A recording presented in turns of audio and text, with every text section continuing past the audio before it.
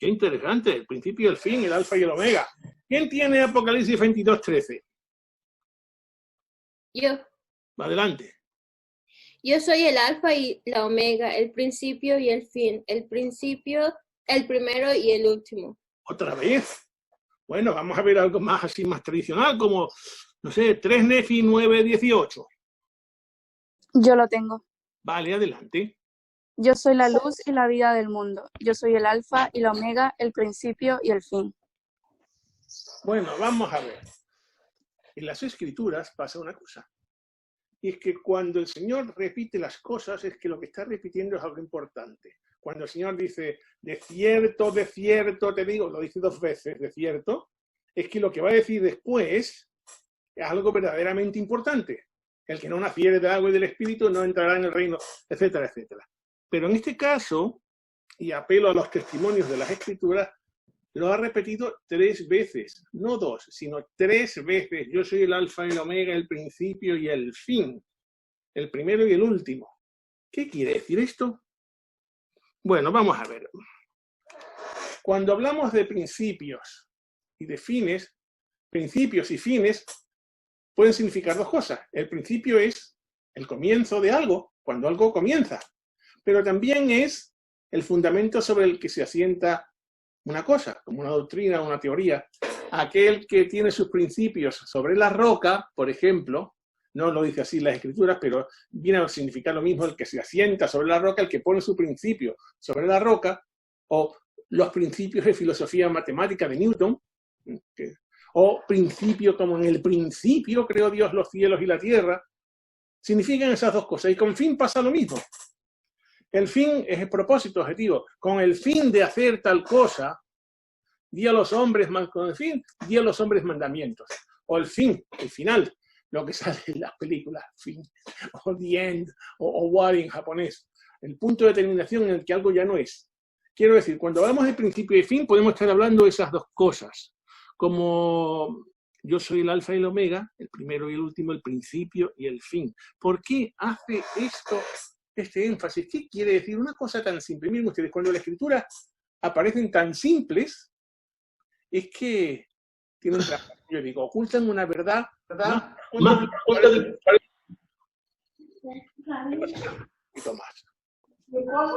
¿Ya?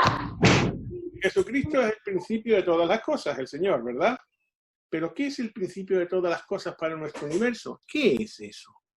¿Qué es el principio? Y no vamos a hablar ahora del Big Bang.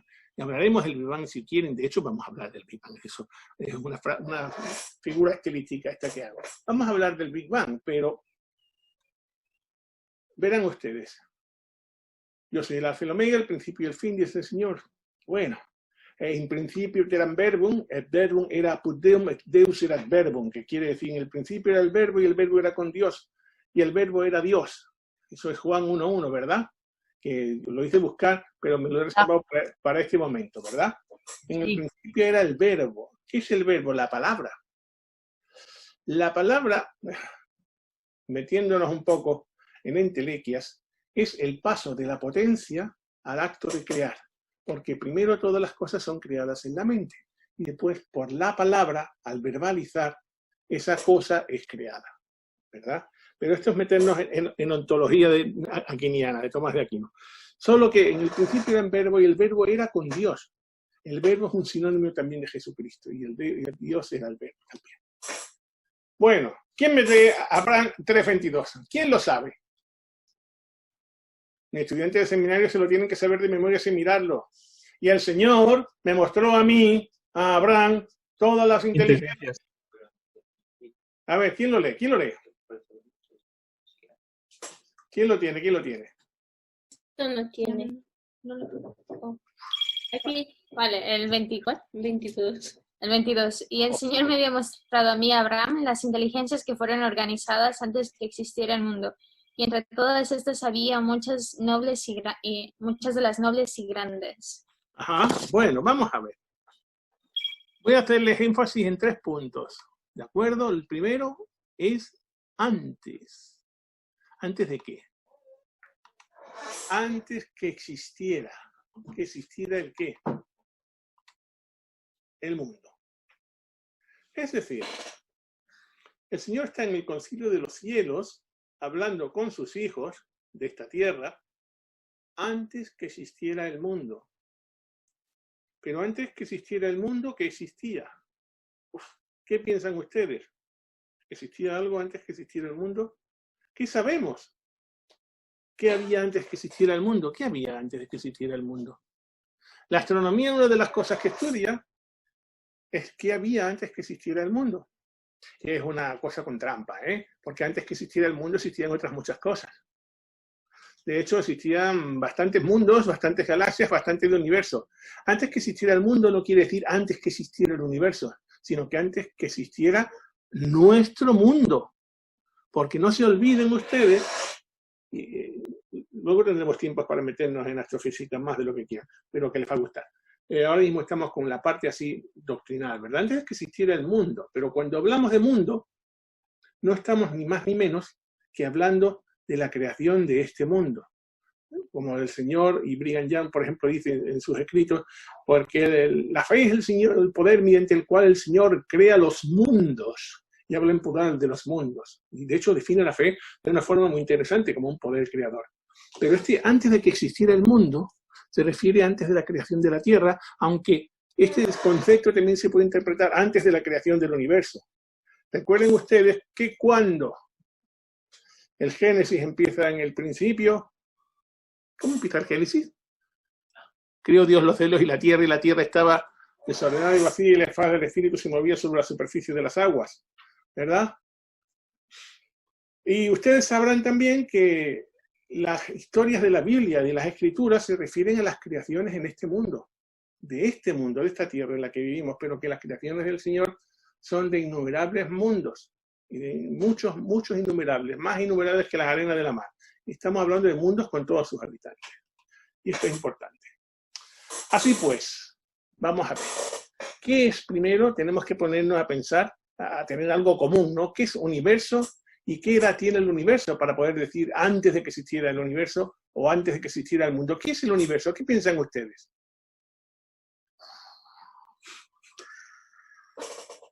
¿Qué es el universo? ¿Qué? ¿Nadie quiere arriesgarse a decir qué es el universo? El conjunto de quizá todos los puntos espaciales, en plan de espacio, no me refiero de espacio, sino de espacio. Sí, efectivamente, de todos los puntos espaciales en sí. Bueno, si lo queremos decir por esa manera, podemos decir el paradigma espacio-temporal. Se puede decir de esa manera. A eso me refiero. ¿Alguna cosa más? Yo en mi corto intelecto diría que es todo lo creado. Pues es cierto, es todo lo que existe, sí. Es la definición más fácil y más sencilla. El universo es todo lo que hay. Todo. Por ejemplo, esta hoja de papel es el universo. Porque el universo es todo lo que hay. La astronomía y la astrofísica estudian todo lo que hay, porque estudian el universo. Como les dije antes, lo que es el estudio del universo en la astronomía, porque verán ustedes, hay una cosa que se llama el conocimiento científico y otra cosa que se llama el conocimiento vulgar. ¿Saben ustedes la diferencia entre ambos? No hay ninguna, solo que el conocimiento científico está ordenado y el conocimiento vulgar no está ordenado. Entonces, cuando decimos todo lo que hay, le estamos dando cierta ordenación. Y cuando hablamos de astronomía, hablamos de dos cosas. Una es mecánica celeste y otra es astrofísica. Y ahora hay una tercera que se llama cosmología. Y una cuarta más que intentan conciliarla con lo anterior, pero es difícil que se concilie, que es la cuántica. ¿Por qué? Porque la relatividad y la cuántica no se pueden conciliar. Una trata de lo muy grande y otra trata de lo muy pequeño, por así decirlo. Además, que no se puede, que postulan leyes completamente opuestas, pero las dos son verdaderas. Pasan como, ¿se acuerdan ustedes cuando estudiaban física en el colegio y les decían la luz es una onda y una partícula? Y a veces una onda y a veces una partícula y no sabemos por qué así, pero es así, y una onda o una partícula. Vale, muy bien, ya tenemos un misterio. Pero bueno, esto pasa así. ¿Y a qué le llamamos edad? ¿Qué llamamos edad? Bueno, a llamarle edad, simplemente lo que estamos hablando es precisamente del tiempo transcurrido desde que el universo llega a ser. Y esto nos mete en un problema gordísimo. ¿Por qué? ¿Se acuerdan eso de antes de que el mundo fuere, antes que existiera el mundo, antes de que fuera el mundo? Pero nosotros, por ejemplo, que somos seres que existíamos también antes de que el mundo existiera, porque estábamos con Dios en el concilio, ¿qué edad tenemos? ¿Lo saben? Y edad, vamos a considerarlo desde el principio. ¿Qué edad tenemos? ¿Qué edad tiene el Padre? ¿Qué edad tiene el Hijo? En la Escritura hay una pista. Sin principio de días ni fin de años, ¿verdad? ¿Y nosotros qué edad tenemos? Yo les digo, sin principio de días ni fin de años. Somos eternos. Así están las cosas. Pero bueno, vamos a meternos en algo ya más arenoso, ¿verdad? Verán ustedes, existía antes del universo que nosotros conocemos una especie de condensación de espacio y de tiempo concentrada en un único punto y lugar. Y por alguna razón que todavía no está del todo claro, ese punto de condensación del espacio y de tiempo sufrió una cosa que se llama la gran inflación. Pasó de la casi nada a la expansión completa instantánea. Y a eso se le llama el periodo de inflación. ¿Qué pasó luego? Después de la inflación, bueno, el universo estaba un poquito caliente, ¿verdad? Bastante caliente. Tan caliente que los átomos no podían formarse porque el calor, la energía del calor, la energía térmica que había en el universo en ese momento era tan grande que no había ni luz, ni ondas, ni nada, solo oscuridad y leptones y hadrones, es decir, quarks, partículas muy elementales, danzando por el vacío.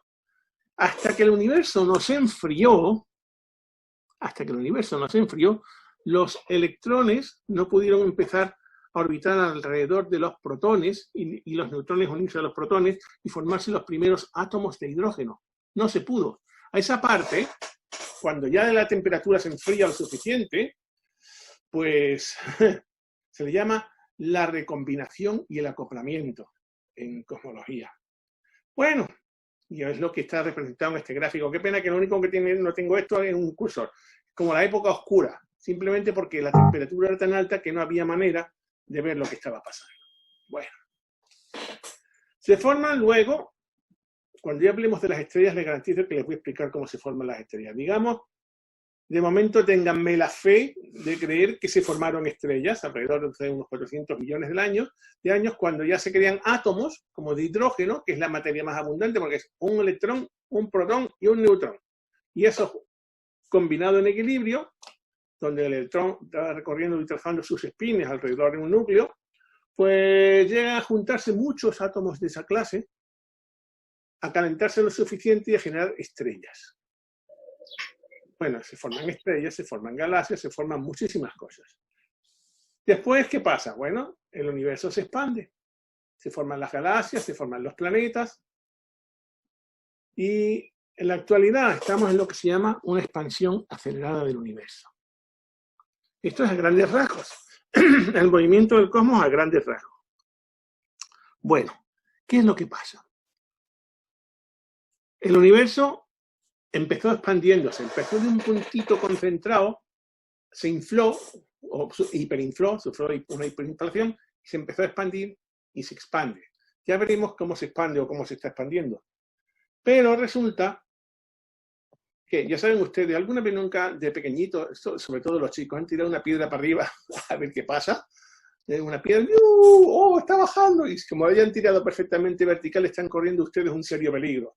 Se llama 3 puntos de sutura, el serio peligro. Pero, si no, sube la piedra, llega a un punto, se para y luego baja, ¿vale? Eso es lo que suele pasar. ¿Han visto ustedes 2001, una odisea del espacio?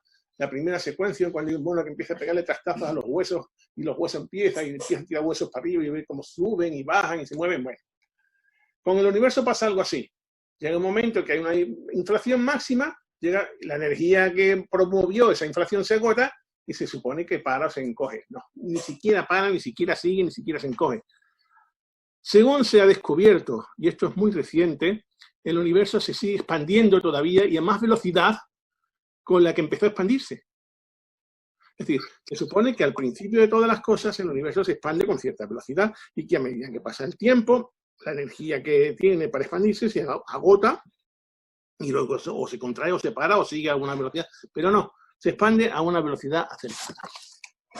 Bueno, ¿qué tamaño tiene el universo? Les voy a decir la verdad, nos da igual. No podemos saberlo. No podemos saberlo. No hay manera de saberlo. ¿Saben ustedes por qué?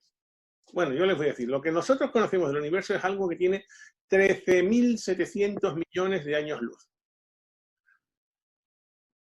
Como una fracción de un año luz ya es una distancia inconmensurablemente grande, el que yo les diga 13.700 millones de años luz, y un año luz son 10 billones con B de kilómetros, pues 13.700 millones pues no es nada. Pero eso no es el tamaño del universo. Eso es el tamaño del universo que podemos observar. Y no sabemos el tamaño que tiene el universo de verdad. Ni creo que haya manera de saberlo. A menos que se descubra, no sé, la velocidad warp, para viajar a hiperluz, o yo qué sé, como quieran ustedes llamarle. ¿Saben por qué? Porque el objeto más distante que nosotros podemos observar es uno que está a 13.700 millones de años luz. Lo que hay más allá, la luz, no le ha dado tiempo de llegar hasta nosotros para que sepamos lo que hay. Entonces no sabemos lo que hay. ¿Entienden esto? Entonces es muy importante. Bueno, el universo tiene 13.700 millones de años luz. No, no es que tenga, es que para nosotros es lo que hay. Y de hecho, el universo es la demostración perfecta de las máquinas del tiempo. ¿Existen las máquinas del tiempo? Sí. De hecho, mirar al cielo por la noche es mirar a un montón de máquinas del tiempo funcionando. ¿Por qué? Si decimos que tal estrella está a 25.000 años luz, quiere decir que la luz que estamos viendo de esa estrella no es la de ese instante, sino la que la estrella emitió hace 25.000 años. Decir que la galaxia de Andrómeda está a 2 millones de años luz no quiere decir que veamos la galaxia de Andrómeda como es ahora, cuando la veremos, sino vemos la luz que la galaxia de Andrómeda emitió hace 2 millones de años. Pero bueno, no siempre hemos sabido estas cosas, ni hemos creído estas cosas, ni hemos pensado estas cosas, sino muy recientemente, tanto como a principios del siglo XX. Principios del siglo XX. Y el conocimiento que tenemos que viene del comienzo del siglo XX es algo que pasó muy grande y que tiene que ver sobre todo con una mujer. Miren ustedes que la ciencia y las mujeres, sobre todo a principios del siglo XX, están muy maltratadas. Esta foto que les pongo, para que puedan decir, esta es una foto del fondo galáctico, todo el puntito que ven ustedes ahí. ¿Qué? Todos los puntitos que ven ahí son galácticos. De hecho, la foto de la izquierda es una combinación procesada de las dos fotos de la derecha. Todos los puntitos que ven en las fotos de la derecha son galaxias. Son fotos del Hubble de 2008 y de 2002 del fondo galáctico, ¿vale? Un corrimiento hacia el rojo de un valor de z igual a 5, que eso es bastante lejano. Y esto es el tratamiento de galaxias lo más lejano que se puede observar, ¿vale? Y está por ahí, alrededor de los 13.700 millones de años luz. Y no hay más. Y no hay más. Y de hecho, la luz que observamos de estos objetos es la que emitieron hace 13.700 millones de años luz en el más afortunado de los casos, que no quiere decir que todo lo que observemos esté a esa distancia, ni mucho menos. ¿Vale? Pero volviendo a nuestro tema. En 1920, como les dije, hubo un debate entre Harlow Shapley y Herbert Curtis en el Museo Smithsonian de Nueva York el 26 de septiembre. ¿Y qué iban a debatir? Sobre qué era el universo. Exactamente qué era el universo, porque había dos teorías encontradas. Pero vamos a ver. En cosas como los debates, siempre hay interesantes personajes, ¿verdad? Hay un inductor, Bestos Slipher. ¿Quién era Bestos Slipher? Pues verán ustedes, en 1914 este hombre, Bestos Slipher, había, mediante observaciones, que no sabemos cómo se las hizo, porque eran observaciones muy raras, había, comillas, detectado que había movimientos en el seno de la galaxia de Andrómeda. Corrimientos hacia el rojo. Ya veremos lo que son los corrimientos hacia el rojo. Por eso decimos que había movimientos. Y que todo parecía que eran movimientos dentro de nuestra galaxia. Pero estaba ocurriendo en lugares donde no era dentro de nuestra galaxia, sino que eran en la galaxia de Andrómeda, o la que entonces se llamaba la nebulosa de Andrómeda. Yo he conocido tiempos en los que se hablaba de la galaxia de Andrómeda o de la nebulosa de Andrómeda, siendo la misma cosa, y el concepto de nebulosa precisamente venía del gran debate. Había otra persona, este hombre, Herbert Curtis, que era el retador. Porque Vestor Liefeld dijo, hay movimientos de las estrellas de la nebulosa de Andrómeda. Y Herbert Curtis dice, bueno, pues eso quiere decir algo muy gordo, muy gordo, muy gordo, que las cosas no son como las estamos pensando. Pero siempre que hay un retador, hay alguien que defiende. Y ese defensor era Harlow Shapley, que decía, el universo. ¿Qué decía Harlow Shapley? Madre mía. Esto es increíble. Harlow Shapley decía que lo que habíamos visto del efecto Doppler, ¿pero qué es el efecto Doppler? ¿Lo saben? ¿Sí? ¿Todo el mundo sabe lo que es el efecto Doppler? ¿Todo el mundo tiene un efecto Doppler en su casa? En cualquier caso, es mi obligación ponerles esto. Atención.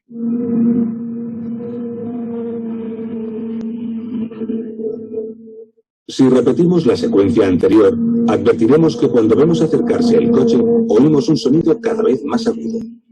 Cuando se aleja es cada vez más grave. ¿Por qué? Imaginemos un coche parado que hace sonar su bocina. Un observador percibirá un sonido uniforme. Pero si el coche se mueve y la bocina sigue sonando, las ondas que llegan al observador estarán más comprimidas, ya que la fuente emisora de las ondas se acerca a él. Es decir, habrá aumentado la frecuencia y por tanto percibirá un sonido más agudo. En cambio, si el coche se aleja, las ondas estarán cada vez más separadas y para un observador situado detrás del coche habrá disminuido la frecuencia y el sonido será más grave. Este cambio de frecuencia, debido al movimiento percibido por el observador, se llama efecto Doppler. Algunos mecanismos para abrir puertas de forma automática son una aplicación del efecto Doppler. Y también lo son algunos instrumentos para medir la velocidad. Bueno, nos queda claro lo que es el efecto Doppler, ¿verdad? Lo que no nos queda tan claro es lo que es el corrimiento hacia el rojo. Bueno, hasta ahora, ¿qué tenemos? Un tal Vestor Liefeld en 1914 detecta que ha detectado corrimientos hacia el rojo, es decir, movimiento en las estrellas de la parte de la nebulosa de Andrómeda. Un tal Herbert Curtis dice, oh, estupendo, esto quiere decir que las cosas no son como pensamos. Porque ¿qué se pensaba hasta entonces? ¿Qué es lo que defendía Shapley? Defendía Shapley que el universo era una única galaxia muy grande, muy grande, muy grande, muy grande, y que era todo lo que había, era esa única galaxia. Y que la nebulosa de Andrómeda, pues, eso lo sabemos ahora, galaxias. ¿Y qué defendía? Que era un complejo conjunto incalculable de millones de galaxias, cada uno con sus complejos sistemas estelares también. ¿Y quién tenía razón? ¿Lo saben ustedes? Ahora sí, claro. Todo el mundo sabe que Curtis ganó el debate, pero entonces no se sabía nada de esto. No, todo era una galaxia muy grande. Kant la llamaba universo isla, el universo isla, o universos islas si había muchas galaxias, y Curtis decía que no, que había muchas galaxias. Bueno, vamos a ver. Vamos a ver más de esto. En mitad de todo esto aparece la señora Henrietta Swan Leavitt, que ya veremos quién fue, la cual, a pesar de una enorme oposición que tenía, y al mismo tiempo una enorme ventaja que tenía porque trabajaba en el observatorio, uno de los observatorios astronómicos de la Universidad de Harvard, descubre una ley que permite determinar las distancias a las nebulosas. Y esto, verán ustedes, nos lleva a lo que son las ciencias experimentales. Las ciencias experimentales son aquellas donde yo hago experimentos. Yo tengo una hipótesis, si suelto una pelota se va a caer para el suelo. Vale, hago un experimento, tengo una pelota, la suelto y cae al suelo. Mido la velocidad que cae, etcétera, etcétera. Pero yo hago experimentos y después compruebo si los resultados de los experimentos se atienen a la hipótesis que yo tenía, a ver si son verdaderos o son falsos. Pero la astronomía no es exactamente una ciencia experimental. ¿Entienden por qué? Claro que sí, lo que pasa es que son ustedes muy modestos, muy humildes y no lo dicen para no molestar a nadie. Sí, ya lo sé. Por eso han puesto en mí el papel de que yo se los cuente para que nadie se sienta ofendido. Es muy sencillo. Porque no podemos modificar las propiedades del experimento. No, no solo eso, y no solo eso, no podemos ni hacer el experimento. Vamos a ver, el Sol está a 150 millones de kilómetros. Cojo un metro de 150 millones de kilómetros y me voy al Sol con él a ver cuánto mide. Y si no me achicharro, eso no lo puedo hacer. Y no les digo las estrellas más lejanas, no les digo la distancia Tierra-Luna. Y sin embargo, Eratóstenes mide en tiempos de los griegos la distancia de la Tierra al Sol. ¿Cómo? Con trucos. Los astrónomos son muy trucosos. Están llenos de trucos y llenos de trampitas. Y ya que no pueden estar en los sitios o medir las cosas tocándolas en los sitios, pues se las inventan haciendo silogismos y haciendo cosas así, muchas trampillas, para averiguar cómo están las cosas. ¿Y dónde están las cosas? Y esta Henrietta Swan-Leavitt, estamos hablando de una distancia de a 2 millones de años luz de distancia, la galaxia de Andrómeda. Yo tuve que medir esa galaxia, la distancia a la galaxia de Andrómeda, y me costó un trabajillo de cálculo, pero se mide. Se mide. Bueno, ¿qué hizo Henrietta Swan-Leavitt? Descubrió una ley que le permitía medir distancia a las galaxias. Y gracias a eso, otro astrónomo, Edwin Hubble, midió no solo eso, a la distancia a la galaxia de Andrómeda, pero antes voy a ponerles un pequeño vídeo para que vean que la Henrietta Swan-Leavitt en el norte y en el sur, en los dos hemisferios. En 1912, la astrónoma estadounidense Henrietta Leavitt realizó observaciones que permitieron calcular la distancia entre las estrellas. Alan Vélez nos cuenta más. La astrónoma estadounidense Henrietta Swan-Leavitt nació el 4 de julio de 1868 en Lancaster, Massachusetts. Se graduó a los 24 años de edad en lo que ahora es el Radcliffe College, entonces una universidad para mujeres asociada a Harvard. Ahí se unió al laboratorio del Harvard College, donde trabajó como voluntaria en la unidad de las calculadoras, un grupo de mujeres que hacían operaciones que tomaban varias horas. Realizando estos cálculos, observó un patrón de comportamiento en un tipo de estrellas conocidas como cefeidas, que son astros cuyo brillo varía en intervalos regulares. En 1912, Henrietta publicó un trabajo en el que explicaba que existe una relación directa entre su luminosidad y el tiempo en el que brillan. Estas observaciones fueron el punto de partida para calcular la distancia entre estas estrellas y posteriormente la distancia entre galaxias. Este fue el trabajo que Edwin Hubble postuló en 1929, cuando señaló que el universo es como un globo que continúa inflándose, haciendo que las galaxias se alejen entre sí a mayor velocidad mientras más lejos están unas de otras. Para Fractal, Alan Vélez. Bueno, hemos visto que Henrietta Swan-Leavitt descubre un tipo de estrella variable. Las estrellas variables son aquellas que varían su brillo. A veces brillan más, a veces brillan menos. A veces lo hacen rítmicamente, a veces lo hacen al azar. Pero descubrió un tipo de estrellas variables, en la estrella delta de Cefeidos, el prototipo, por eso se llaman las variables cefeidas, que variaban, o sea, tenían poco brillo, y a lo largo de una serie de días aumentaban su brillo hasta un punto máximo, y después, a lo largo de la misma serie de días, disminuía el brillo hasta el punto anterior. Y esas estrellas, las cefeidas, tenían una cualidad muy interesante, y es que mientras más brillantes eran, pues más largo era el tiempo en que tardaban en pasar de menos brillo a más brillo. Y eso se llamó la ley del periodo de luminosidad. No les voy a hablar mucho de esto, ténganme la fe, porque ya hablaremos de las estrellas, les gustará mucho, de verdad, porque no vamos a hablarlo de forma pesada. Solo que gracias a esto, en 1929, Edwin Hubble fue capaz de determinar la distancia a la galaxia de Andrómeda. No solo eso, a otras galaxias también.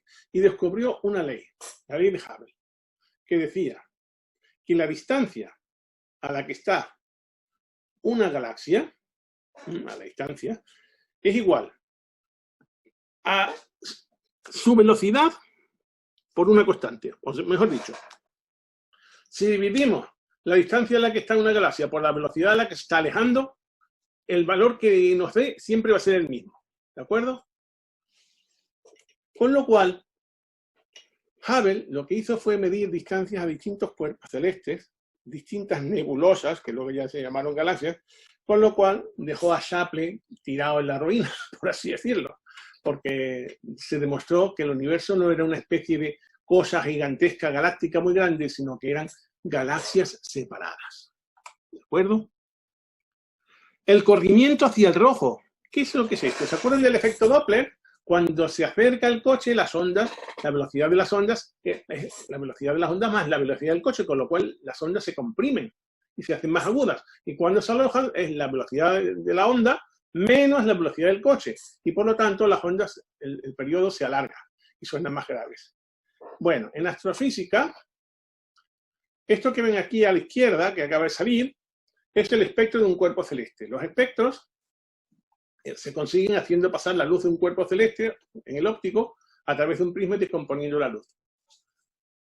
Resulta que en los espectros aparecen rayas de absorción que se llaman, que corresponden a los elementos metálicos o a los elementos físicos que aparte están en la cosa que está incandesciendo, en la atmósfera de la estrella, y que tienen una disposición. De hecho, cada estrella o cada elemento físico del cuerpo, elementos químicos, si quieren ustedes, tiene un espectro de rayas de absorción diferente.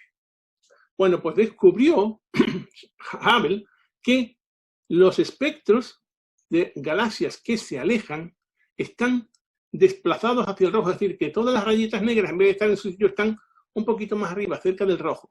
¿Por qué? Porque el rojo tiene una frecuencia de 700 nanómetros y el azul, que es la otra parte del espectro, tiene una frecuencia de 400 nanómetros. Es decir, el azul, por así decirlo, es más grave que el rojo.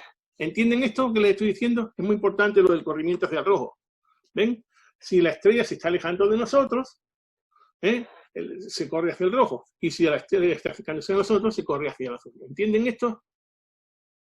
Lo que midió Hubble es que había galaxias que se desplazaban hacia el rojo. Y midiendo ese desplazamiento, sabía la velocidad que se estaban desplazando y a su distancia. Y eso fue muy importante.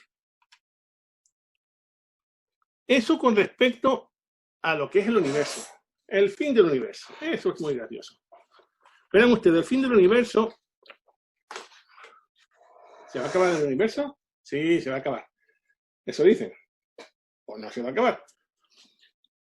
Yo me moriría antes, así que realmente eso me va a dar igual. Bueno, es muy simple. Esto depende, miren ustedes. Hay una cosa que se llama la densidad crítica del universo, que no tiene que ver con la masa crítica del universo, que eso... No. La densidad crítica del universo, que puede tener un valor igual a 1, mayor que 1 o menor que 1. Si la densidad del universo es mayor que 1, el universo tiende a formar una esfera y es finito. No se puede salir de él. Si es menor que 1, el universo tiende a formar la silla de montar que está en medio, y el tamaño, el tipo de universo es abierto. Y si la masa del universo tiene un valor, en omega 0, igual a 1, realmente el universo es plano, pero es abierto también. Bueno, ¿qué pasa con esto? ¿Qué pasa con esto? Verán ustedes. Uno de los finales que puede tener el universo, ¿se acuerdan que les hablé antes de una piedra que tiró para arriba?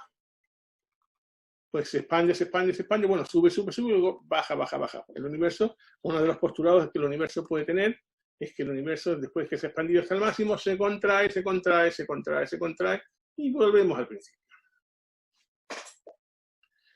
Otro de los finales del universo es la gran congelación. ¿Qué es esto? Pues muy sencillo. El universo se expande y todo se va calentando. Saben ustedes que la energía no se crea ni se destruye, simplemente se transforma. Pues como se va expandiendo, todo está cada vez más caliente y toda la energía, hay una cosa que se llama la entropía, que es que en todo proceso de intercambio de energía o transformación, hay una energía que no se transforma y que se convierte en calor y se pierde. Eso lo sabemos en los motores de explosión, de los coches, solo el 33% de la energía se aprovecha en energía mecánica.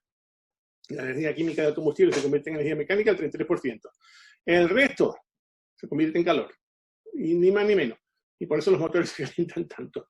Bueno, ¿qué pasa? A esto se le llama la entropía. Pues otro de los fines del universo es que las cosas se van creando cada vez más entropía, cada vez más energía se convierte en calor y se pierde, hasta que al final tenemos un universo apagado y muy caliente. Otro de los fines posibles del universo es la gran rotura, de Big Rip le llaman. Fíjense ustedes lo que pasa. El espacio se expande. Y se llega a expandir tanto, y además se expande aceleradamente, que, bueno, llega un momento en que las cosas se expanden también. O el espacio entre las cosas se expande, el espacio entre los átomos. Y entonces las leyes fundamentales de la física, el electromagnetismo, la gravedad, la fuerza súper débil, la fuerza súper fuerte, se expanden y dejan de operar. Entonces tenemos un universo estático lleno de partículas separadas entre sí que cada vez se expanden más. O bueno, hay varios más. Hay varios más. ¿Qué piensan ustedes del fin del universo? ¿Tienen alguna preferencia? Porque les pregunto por preferencia, porque las cosas son como se dan. Hay tantos científicos probablemente como grupos de científicos. Yo lo prefiero estático, ¿no? Sí, la verdad. Sí, que se prolonga, se prolonga, sí. Eso depende de la... Que nos quedemos como estemos. Sí, sí, eso depende de la cantidad de masa total en el universo, ¿verdad? Que es el problema. Bueno, sigamos. Se contrae. Sí. Antes de nada, les dije que íbamos a hablar de Henrietta Swan Leavitt. Vamos a ver una aproximación. Les voy a poner 6 películas como esta que van ustedes a ver ahora. ¿De acuerdo? Sobre Henrietta Swan Leavitt. Y nos va a contar más o menos lo que pasó. Y esto les va a gustar, ¿eh?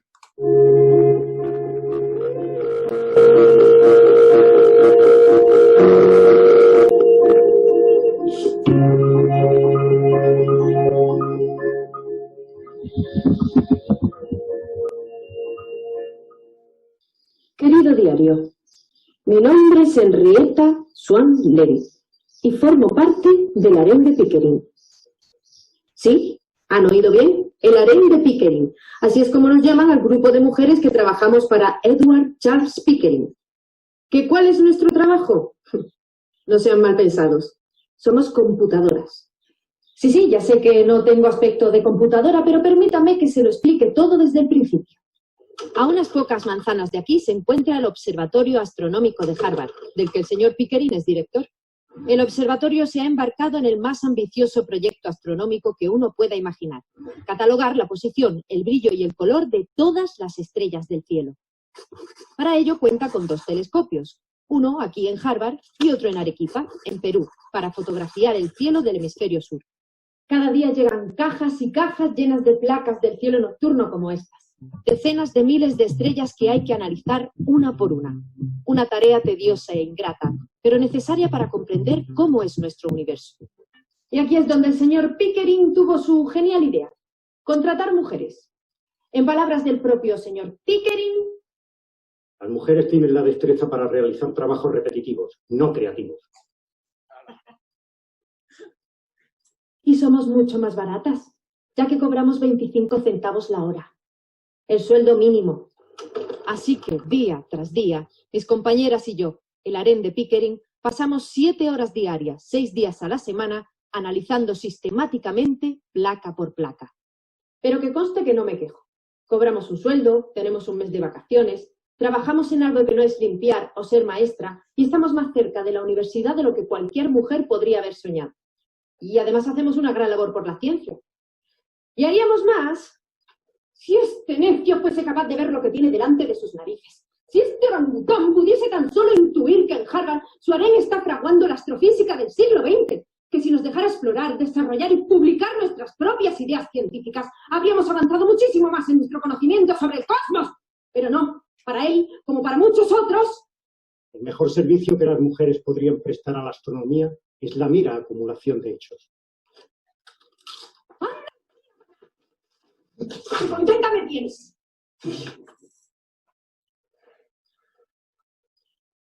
Por eso he decidido tener un diario en el que plasmar mis inquietudes científicas. ¿Cuál ha sido mi aportación a la astronomía? ¿Ven esto?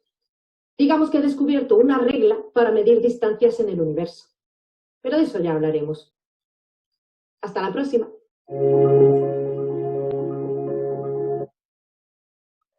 Bien, este vídeo y los 5 más que les voy a poner los hizo el Instituto Astrofísico de Andalucía, que no se crean ustedes, que parece muy entretenido y muy agradable de ver, que lo es, pero que está hecho con mucho rigor. Y los que salen ahí, salvo Natalia Ruiz Elmanovich, que es la que hace de Henrietta Swan Leavitt, los que salen ahí son astrofísicos del Instituto Astrofísico de Andalucía, que están muy comprometidos con su trabajo, pero tratan sobre todo que cosas que parecen muy complicadas se entiendan. Yo le voy a poner 5 vídeos más, uno por charla, no le voy a poner todos, que son 13, sino que les voy a poner estos para que ustedes vean qué es lo que se estaba cociendo en los años 20 para saber del universo como lo conocemos ahora y sobre todo que lo entiendan. Bueno, pues ahora vamos a hablar de algo que nos atañe directamente, la religión y la ciencia. Esto teóricamente de la religión y la ciencia, todo el mundo dirá, incompatible, como agua y aceite. La religión, eso no se puede mezclar. Son posturas diferentes, ¿verdad?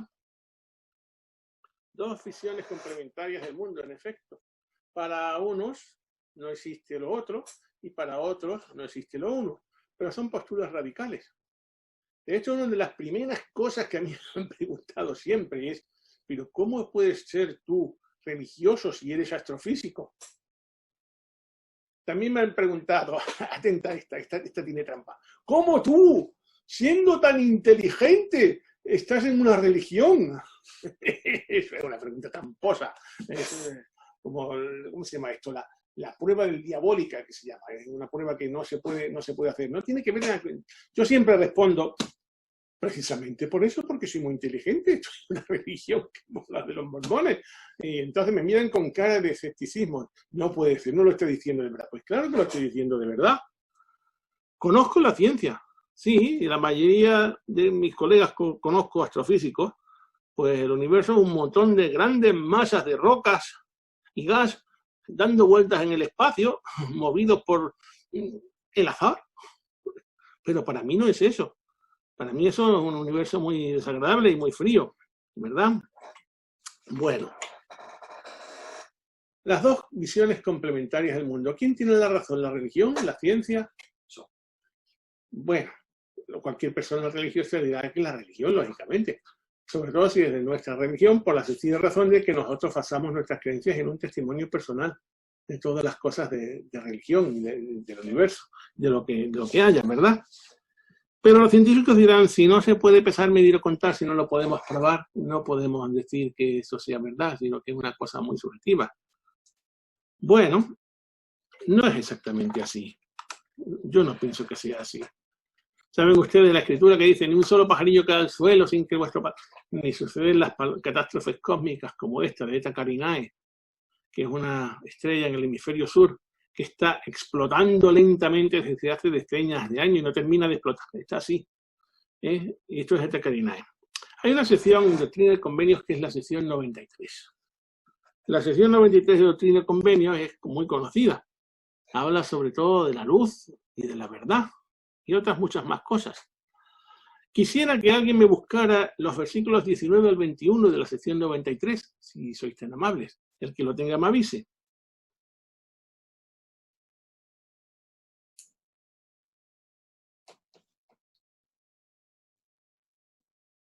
¿Puedes repetirlo, por favor? Sí, Doctrina y Convenios 93, versículos 19 al 21. Vale, yo lo tengo. Adelante. Os digo estas palabras para que comprendáis y sepáis cómo adorar, y sepáis que adoráis, para que vengáis al Padre en mi nombre, y en el debido tiempo recibáis de su plenitud. Porque si guardáis mis mandamientos, recibiréis de su plenitud, y seréis glorificados en mí como yo lo soy en el Padre. Por lo tanto, os digo, recibiréis gracia sobre gracia. Y ahora, de cierto os digo, yo estuve en el principio con el Padre, y soy el primogénito. Otra vez, en el principio. Son 4, seguro que hay muchas más. Yo soy el principio, el fin, estuve al principio con el Padre, en el principio eran todas esas cosas. Las escrituras, sobre todo en esta sección como la del 93, hay que leerlas muy despacito y muy entre líneas, porque se nos dicen muchas cosas. a veces con otro lenguaje, con otra manera de construir las frases. Pero estos versículos nos dicen lo primero: tened fe y yo os aumentaré gracia sobre gracia. Sedme fieles y vosotros sabréis cómo adorar. ¿Cómo adorar? Es muy curioso, ¿eh? ¿Cómo adorar al Padre? Los cielos no necesitan que los halaguemos, ¿verdad? No necesitan tal cosa.